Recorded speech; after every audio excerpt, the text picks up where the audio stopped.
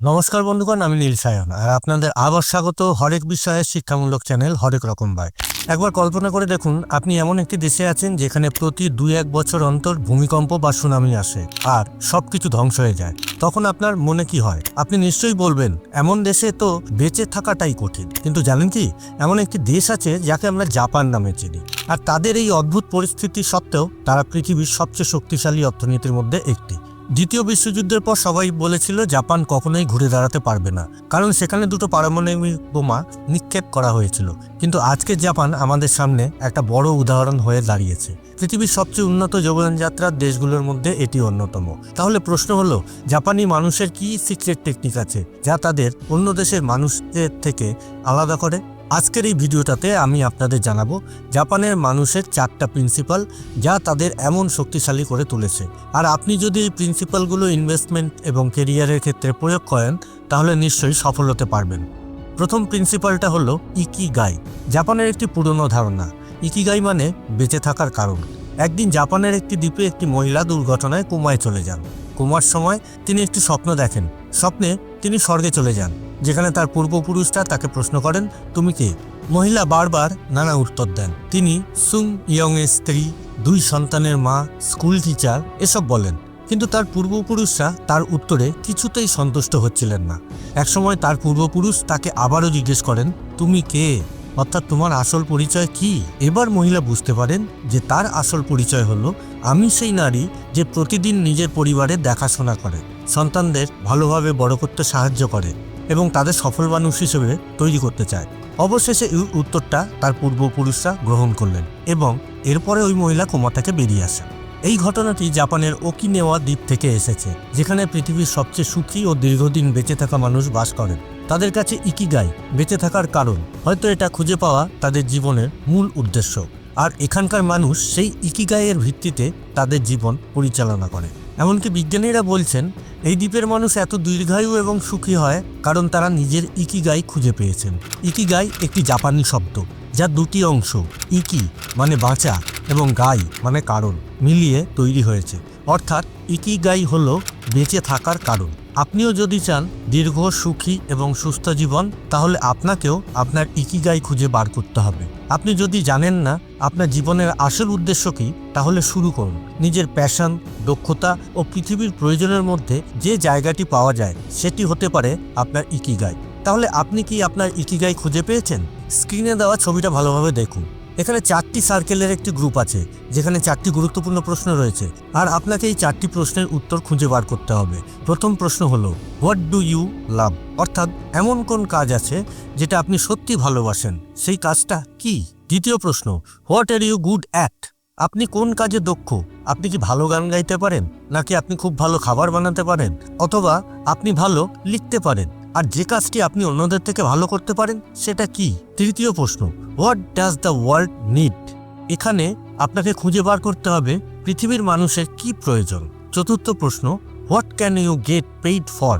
আপনি কোন কাজের জন্য টাকা রোজগার করতে পারেন? এই 4টি প্রশ্নের মেইন পয়েন্ট হলো আপনার ইকিগাই খুঁজে বের করা।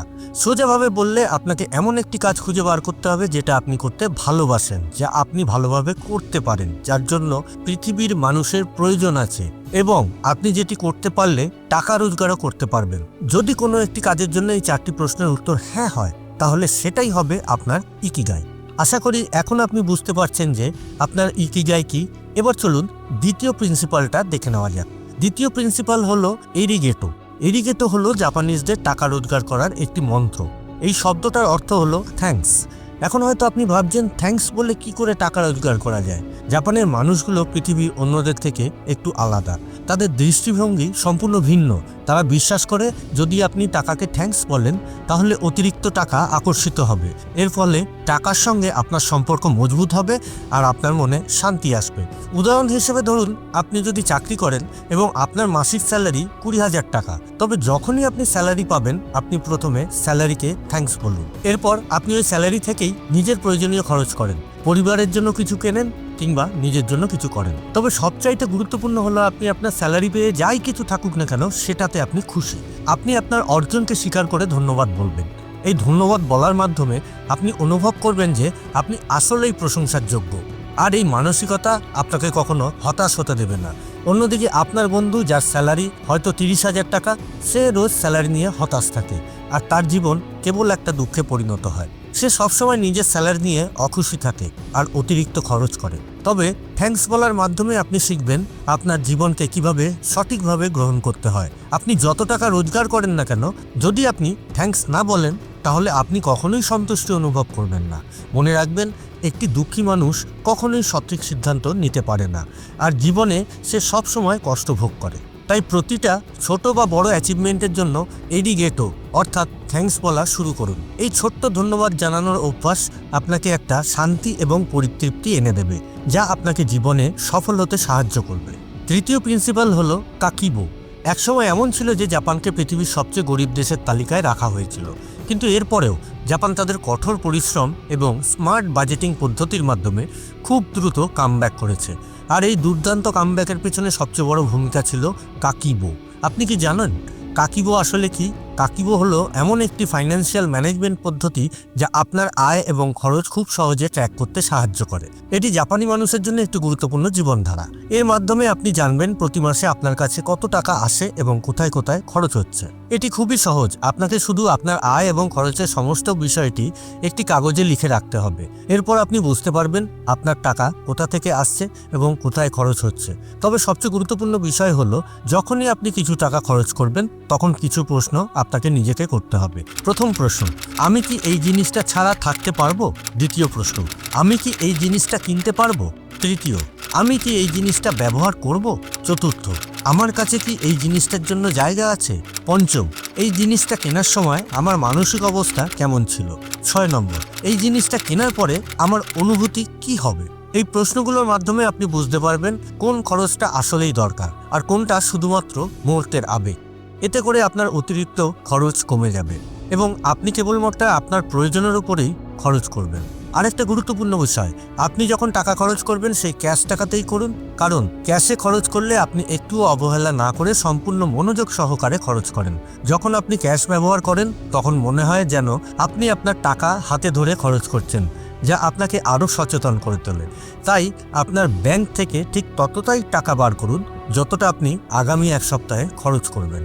এভাবে কিছু ছোট ছোট টেকনিক ফলো করলে আপনার জীবন বদলে যেতে পারে। আপনি শুধু আপনার বাজেটকে স্মার্টলি ম্যানেজ করবেন না, বরং আপনার পুরো জীবনকে নতুন করে সাজাতে পারবেন। এবার আসি চতুর্থ প্রিন্সিপাল কাইজেনের দিকে। কাইজেন এটি একটি টেকনিক যা জীবনের প্রতিটি ক্ষেত্রে ব্যবহার করা যায়, ব্যবসা, পড়াশোনা, স্বাস্থ্য অথবা অন্য কোনো অভ্যাসের ক্ষেত্রে। বিশেষ করে যদি আপনি ইনভেস্টমেন্টের ক্ষেত্রে কাইজেন ব্যবহার করতে চান, তাহলে খুব দ্রুত আপনি কিভাবে ধনী হতে পারবেন সেটা জানানো যাবে। কাইজেনের অর্থ হলো কন্টিনিউয়াসলি ইমপ্রুভমেন্ট বা একটানা উন্নতি করা। অনেকেই হয়তো ভাবছেন এটা তো কোনো বড় টেকনিক নয়, খুব সাধারণ কিছু, কিন্তু ভুল ভাবছেন, কারণ ছোট পদক্ষেপের প্রভাব অনেক বড় হয়ে ওঠে। একবার রিসার্চাররা কাইজেনের প্রভাব নিয়ে একটি গবেষণা করেছিলেন। তারা একটি উঁচু বিল্ডিংয়ে কাজ করা মানুষের উপর গবেষণা করে, যেখানে প্রথমে তারা 5 তলার কর্মচারীদের সাথে কথা বলেন। ওই কর্মচারীরা কখনোই এক্সারসাইজ করতেন না এবং তাদের স্বাস্থ্য নিয়ে তারা মোটেও সচেতন ছিলেন না। এরপর রিসার্চাররা তাদের বোঝান যে প্রতি সপ্তাহে 4 থেকে 5 দিন 30 মিনিট এক্সারসাইজ করা উচিত এবং তাদের ফ্রি হেলথ কেয়ার সেন্টারে মেম্বারশিপ দেওয়া হয়। এরপর তারা দ্বিতীয় তলার কর্মচারীদের সাথে যোগাযোগ করেন, কিন্তু এখানে কিছুটা পার্থক্য ছিল। দ্বিতীয় তলার কর্মচারীদের হেলথ কেয়ার সেন্টারে মেম্বারশিপ দেওয়া হয়নি, বরং তাদের বলা হয়েছিল প্রতিদিন একবার সিঁড়ি চড়তে হবে এবং একে একে সিঁড়ির সংখ্যা বাড়াতে হবে। প্রথম দিন তারা 15টি সিঁড়ি চড়বে, পরের দিন 16টি, এরপর 17টি, এভাবে ধীরে ধীরে প্রতিদিন একটা করে সিঁড়ি বাড়িয়ে দিতে বলা হয়। এর 1 বছর পর রিসার্চাররা আবার ফিরে এসে দেখে যাদের সিঁড়ি চড়ানোর অভ্যাস ছিল তাদের স্বাস্থ্য ছিল অনেক ভালো। যাদের হেলথ কেয়ার সেন্টারে মেম্বারশিপ দেওয়া হয়েছিল তারা তেমন কোনো উন্নতি করতে পারেনি। এই স্টাডি আমাদের শিখিয়েছে ছোট পদক্ষেপের গুরুত্ব কিভাবে আমাদের জীবনে বড় পরিবর্তন আনতে পারে। এখন আসুন ইনভেস্টমেন্টের ক্ষেত্রে কাইজেন কিভাবে ব্যবহার করা যেতে পারে তা জানি। উদাহরণ হিসেবে 2 জন বন্ধু, সুমিত এবং রমেশ, দুজনেই চাকরি করে এবং তারা তাদের স্যালারি অনুযায়ী টাকা সেভ করে। তারা দুজনেই এসআইপির মাধ্যমে তাদের টাকা ইনভেস্ট করে। সুমিতের স্যালারি রমেশের থেকে একটু বেশি এবং সে তার এসআইপির অ্যামাউন্টও বেশি রেখেছে। সুমিত মাসে 7,000 টাকা ইনভেস্ট করে আর রমেশ 5,000 টাকা। দুজনেই একসঙ্গে এসআইপি শুরু করেছে এবং 25 বছর পর তারা সমপরিমাণ রিটার্ন পেয়েছে 12%। তবে এখানে আসল গল্প হলো রমেশ, কারণ রমেশ কাইজেন টেকনিক ফলো করেছে।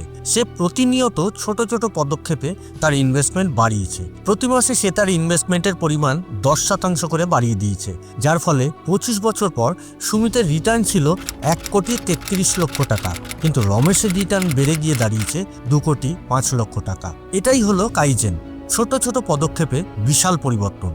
আপনি যদি সত্যিই বড় কিছু অর্জন করতে চান, তবে ছোট ছোট পদক্ষেপগুলোই আপনাকে সেখানে নিয়ে যাবে। কাইজেনের জাদু বুঝে আপনি যে কোনো ক্ষেত্রে দুর্দান্ত ফলাফল পেতে পারেন। তো বন্ধুরা, এই ছিল সেই 4টি জাপানি টেকনিক যেগুলোকে ব্যবহার করে জাপান আজ সারা পৃথিবীতে রাজত্ব করছে। যদি আপনি সত্যি জাপানিদের মতো সফল হতে চান, তাহলে এখনই আপনার জীবনে এই 4টি টেকনিক প্রয়োগ করা শুরু করুন। বিশ্বাস করুন, আপনার জীবনে একদিন বদলে যাবে। সবার শেষে আপনাদের কাছে আমার একটা রিকোয়েস্ট, এই ভিডিওটি আপনারা আপনাদের কাছের মানুষদের সাথে শেয়ার করে দেবেন, কারণ আপনার একটি শেয়ার কারো না কারো অনেক উপকারে চলে আসতে পারে। আর অবশ্যই আপনারা ভারত বা বাংলাদেশের কোন জেলা থেকে বা অন্য কোন দেশ থেকে ভিডিওটা দেখছেন সেটা কমেন্ট করে জানাবেন। আজ এ পর্যন্তই। কেমন লাগলো ভিডিওটা কমেন্ট করে জানাবেন। আবার দেখা হবে নতুন একটা ভিডিওতে। ততদিন ভালো থাকবেন, সুস্থ থাকবেন। বিদায়।